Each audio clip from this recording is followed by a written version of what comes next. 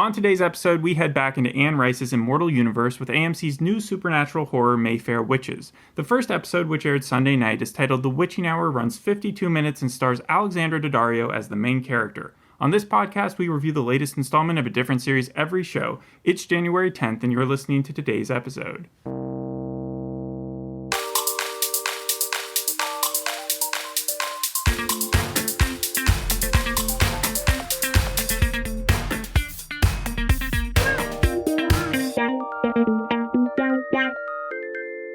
To get this out of the way, just like with Anne Rice's Vampire Chronicles when we did the pilot to Interview with a Vampire, neither of us have read the books that this show is based on, the Lives of the Mayfair Witches trilogy series. So we're not going to give any spoilers away, that's a good thing, but also anybody who has strong feelings about how the characters are represented, like I did when we did the Will Trent podcast and I had just read the book, we're not going to be judging based on any of the book stuff. We'll just be basing it off whether or not this made good television. I'm surprised to hear that Interview with a Vampire takes place in the same universe as this because they just feel like completely different shows. There are similar themes, but when it comes to either the tone or even the characters, it seems like one kind of goes to the maximum extent. Interview with a Vampire just being completely violent, while Mayfair Witches, and this isn't necessarily a bad thing, but it seems to be kind of tame. I agree with you. These feel like very separate shows. Interview with a Vampire probably wouldn't even have made my comparison list if not for the fact that Anne Rice also wrote it.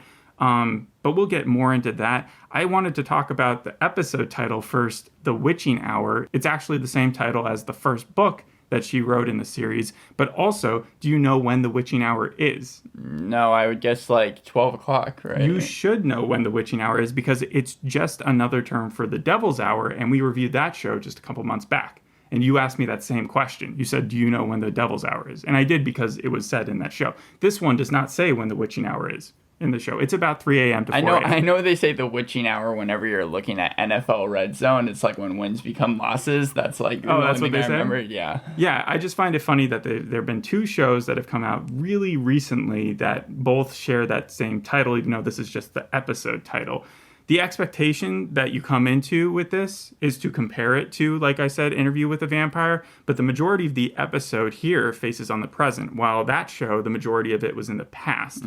And they do both have two main characters, but in this show, they're two generations apart. And so we're going to talk about them separately, even though in the show they intertwine the stories. That would be really difficult. I think we should just jump right into the synopsis. And do you want to kick it off? Yeah, sure. So Rowan, she is a successful surgeon, and the first thing we see of her, she is about to be going into a scheduled surgery. Yeah, Dr. Rowan Fielding, young neurosurgeon, lives on a boat, prepping for surgery on a kid with some tangled blood vessels in his brain. It's called arteriovenous malformation. I had never heard of AVM before, but apparently it's pretty rare. And she is the doctor to know exactly what's going on. She walks in, she's ready to do the surgery. She walks into the OR room. But she's condescended by the chief surgeon because the board is watching. And the chief surgeon's too scared. Is it the chief surgeon or the chief of medicine? I think it's the chief of medicine, and it's her boss for sure, Dr. Keck. And he's decided to instead do the performance of the surgery in front of the entire board. But like, he's plainly driven by ego here, right? Like, what is the thing that's driving him? Oh no, it was ego. It was absolutely right? He was very condescending to pride. Whatever you want. It reminded me a little bit of Dr. Death because it was like, are you going to kill this kid right now because of your stupid pride?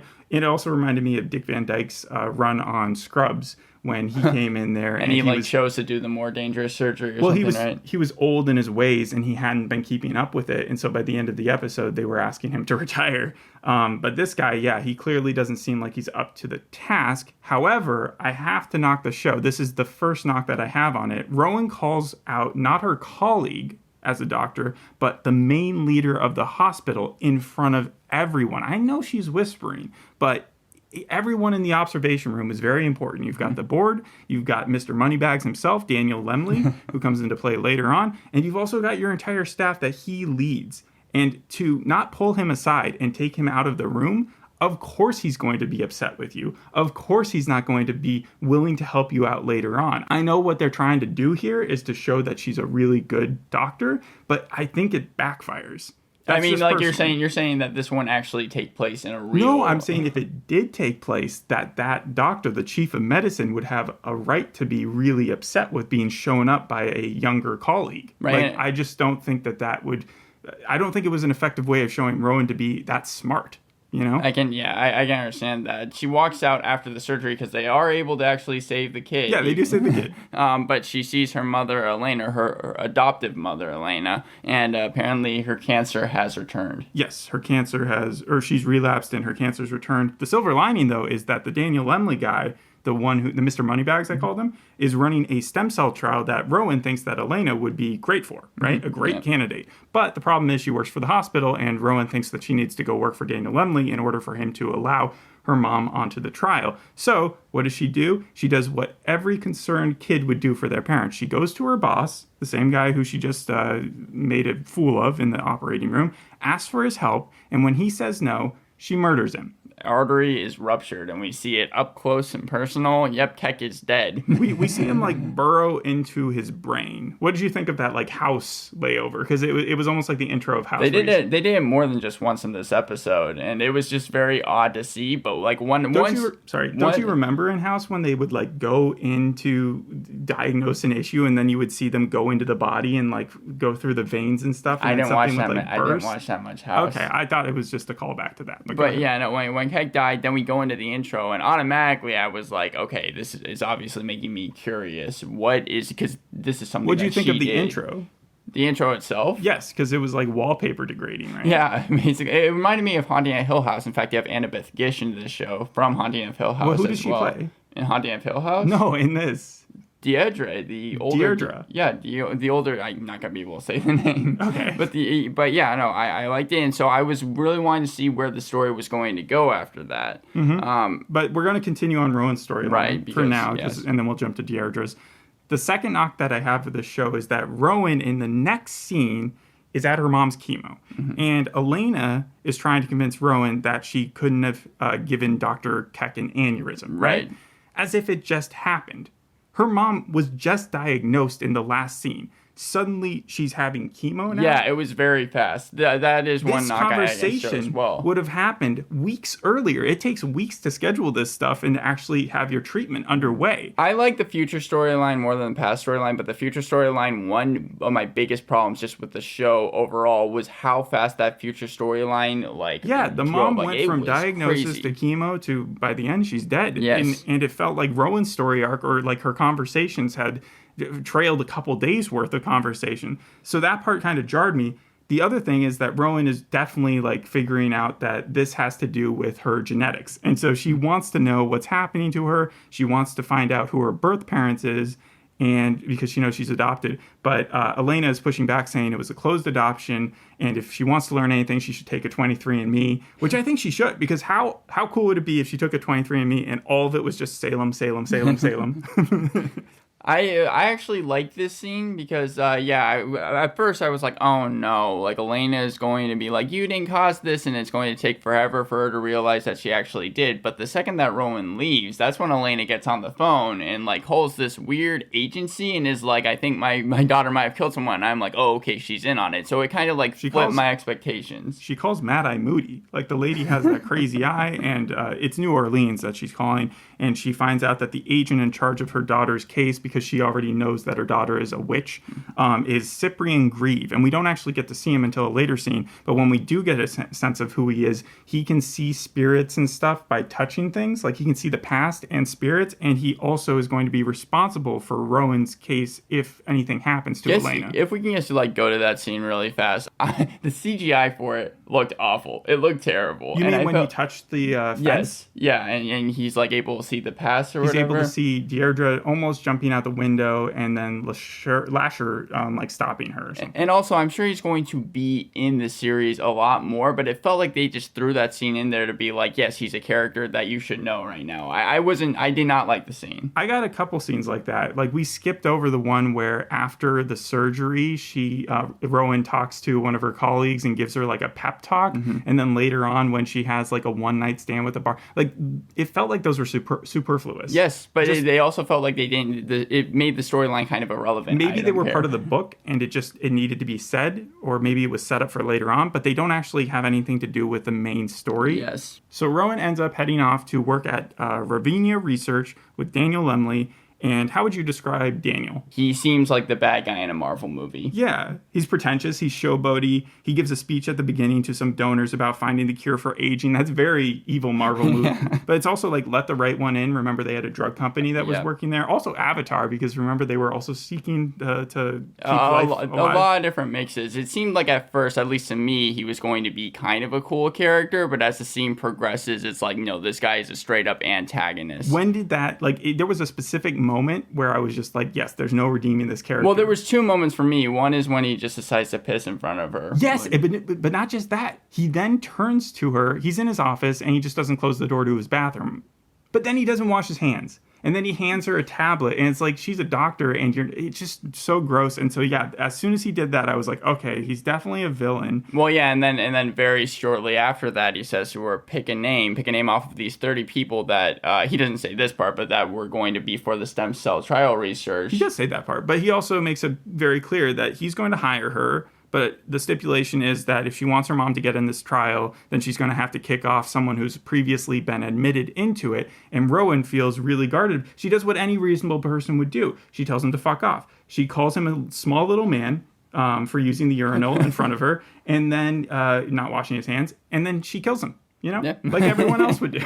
She didn't mean to kill him. She did, though. That time she said she did, because she runs off to her mom afterwards, and she's like, at this point, she's like full-blown Star Wars complex, because she's, who am I? Where am I from? Am I good or evil? And once again, Elena is just like, she's at this point homebound. Like, you can see her condition get worse and worse and worse throughout the episode. Yeah, I mean, she tells her daughter, stop doing this. Like, I don't You're want wasting you to my go. final days with nonsense, basically. Yeah, it's pretty mean. But then she dies. And that's kind of the end of that whole storyline. Her storyline. We can jump over to Deirdre's now. And this takes place, we learn, in the past. Also, it was pretty obvious because they didn't have cell phones. And at this point, you can kind of gauge when a show is trying to do something like this. She lives with her terrible aunts in this, very mystic mansion. But she's not like Cinderella, though. She's not living with, her aunts aren't just beating her or anything. They're just very strict. They're very sheltered and overbearing, maybe. And she continually sees a man named Lasher. I like Lasher. I think Lasher's a cool character. Do you now? I mean, he's obviously the villain. Yes, he's a villain. I'm not saying that he's someone I'd actually want to meet. I'm saying that the actor who plays him I thought was good. He's from American Hustle, so you may have seen him in that. Maybe. But yeah, the twist is that we know that Deirdre is a witch because she's part of the Mayfair family. But the Mayfairs are pretty close with Father Duffy, so they're into the religious thing. So I'm not sure how that works. Lasher is there. He hangs out sort of like an imaginary friend who isn't so imaginary. He's kind of like the devil on her shoulder, and he convinces Deirdre when on one of these days that she's kind of bored, that she should go to a party, at Uncle Cortland's one night. And I have to say, Uncle Cortland, he's obviously supposed to be crazy. He reminded me of Mehmet Oz. He looked almost like he reminded me Discount Mehmet Oz. Oh yeah, no, I can see what you're saying, Harry Hamlin or whatever. The other person that he reminded me of was George Hodel when they showed him in I Am the Night. That was that movie that was that show with Chris Pine about the murders.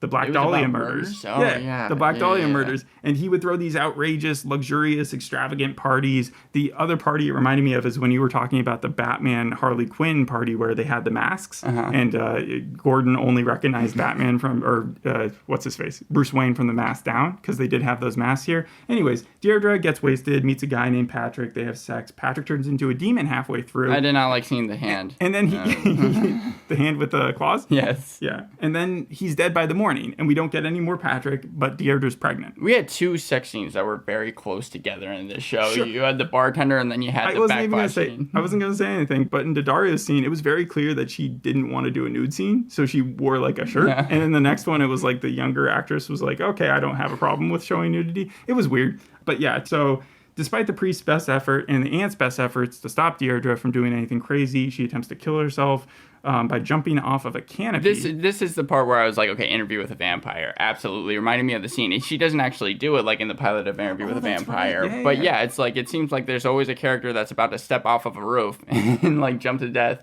for the good of something. And then Lasher uses his powers to kind of push her back and says, you should marry me instead. You take this necklace and I will be bound to you and you will be bound to me. And then she takes the necklace, puts it on, and then he calls her witch. She goes into labor, and then the aunt, though... Well, not only that, we also see him, like, transform into, like, venomous creatures when she takes off the necklace, because he's, like, showing her true form, or whatever. He's definitely shown that he is a demon.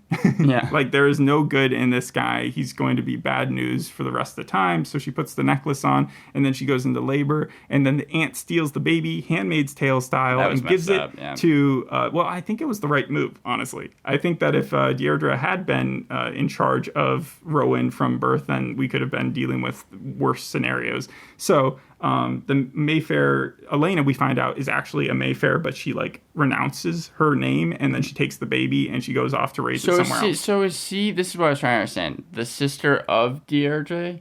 Deirdre is not the... No, I think she was like a cousin. Okay, yeah, because she says aunt. She says aunt when she takes the baby. I think everybody refers to her as Aunt Carlotta, but then we get a flash forward, right? Deirdre is now very old. We did see this scene at the very beginning, and we didn't talk about it, but she's very old, and she's in sort of a catatonic state. And there's this... It's completely catatonic. She cannot speak at all. She can't even blink, it seems like. Yeah, but she wants... Or the nurse wants her to get her Thorazine, and the doctor, who's new... and is doing house visits, he shows up, and Thorazine is used for schizophrenia, which makes sense because she'd be talking to a demon all the time, and also for intractable hiccups, but I don't think that was her issue. And so the doctor, no doctor in their right mind would do this, by the way, would go cold turkey on a patient that wasn't even, like, mentally aware enough to do anything about it. Yeah, so he doesn't wean her off. He's just like, I'm not going to give you any of this for a really long time and just see what happens to you. And I'm like, wow, you would lose your license like that. He also takes off the necklace. Yeah, he does take off the necklace. But that's because he saw that, like, there were scars on her body, meaning that she obviously had been trying to take it off as well. And it's like, I'll just put this in your pocket. Obviously, this is bad news now for Rowan. It releases the spirit of Lasher. The last scene is Rowan wakes up on a boat. She's in the middle of the ocean, There's a rainstorm. Yeah, that's She's not even, like, pitched to the dock anymore. She's just out in the ocean, and then, like, Lasher's outside. And through the window, Lasher stares at her, and that's where the episode ends. Yeah. Aside from a short little thing where they talk about how they made the episode, like always. Yeah, altogether it was an hour, but just the actual episode was 52 minutes. I remember when we did the Copenhagen Cowboy podcast a couple days ago, I complimented it on limiting the dialogue to what was necessary. And if there's a reversal to that, it would be this show. There's a lot of clunkiness that, like when Rowan is speaking to Elena, when Elena is sick, and she says something along the lines of, I would like to know what I came from. How would she know it? What not where I came from or who I came from, but what? So she, like, expects it to be a mysterious being. Like, there's no cause for her to have made that jump.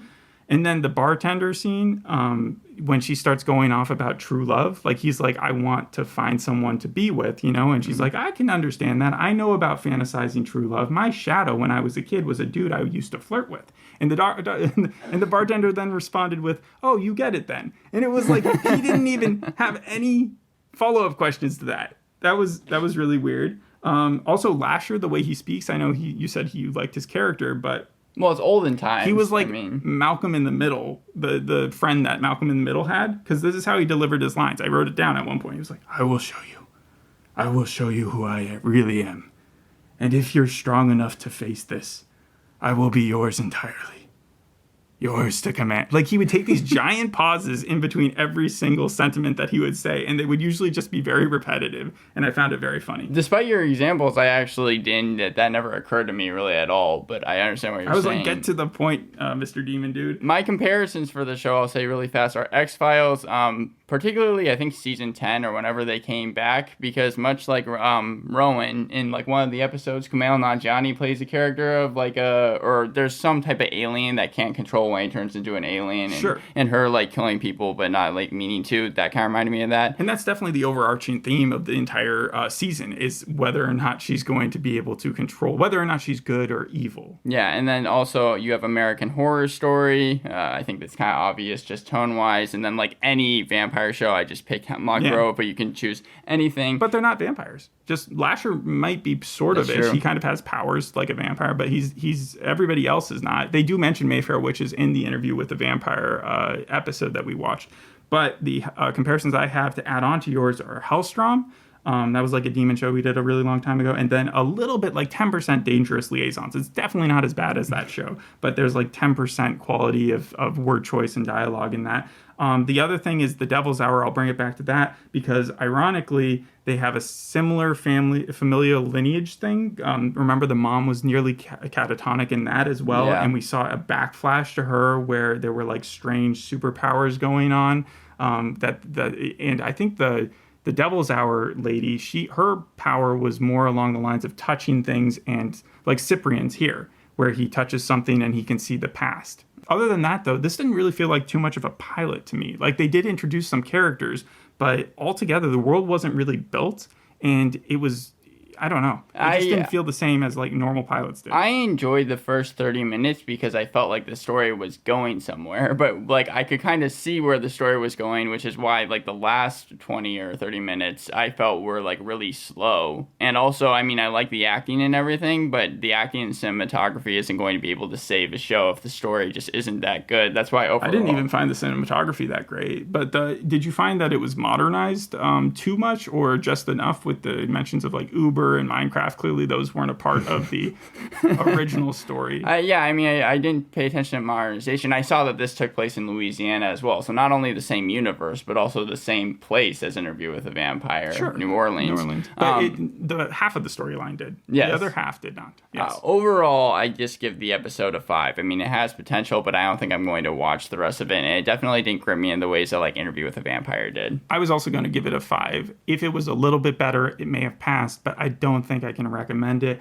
Doctor Strange, did it remind you of that at all? Because of how he got his powers? Or how she got her powers? Actually, I was going to say the beginning scene of Doctor Strange and, like, her coming into the OR room in the beginning scene looks similar, but I didn't think about the powers in that way. All right. Michelle Ashford and Esta Spalding, those are the show creators. They also wrote the first episode. They're the ones in charge. And overall, it's gotten mixed reviews, some good, some bad, mostly mediocre. Does it have an IMDb or a Rotten Tomatoes score? Yeah, I mean, like, as far as Rotten Tomatoes, it's pretty low, but with IMDb, I think it's like 6.8 right now. Okay. Yeah. I don't know if it'll get another season, but AMC has been canceling a lot of shows of late. I know that. So it would have to do something pretty impressive by the end of this 8 episodes to, I think, be worthy of that. Yeah. And to gain the audience attention. I think that'll do it. Thanks for listening. We'll see you on the next episode. Hope you enjoyed this one. Bye. Bye.